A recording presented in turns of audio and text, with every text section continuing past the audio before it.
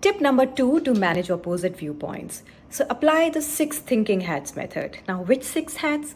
The 6 thinking hats method was developed by Edward de Bono, and the method is about looking at a problem from 6 different distinct perspectives. This approach gets you to think diversely, have some fun with your team members, and also examine the problem from different angles. So, for example, when planning a new marketing strategy and say you have stakeholders in the team who do not believe in that idea, then it's the time for you to put on the 6 thinking hats. For example, use the white hat to gather data. Use the red hat to gauge emotional reactions and feelings.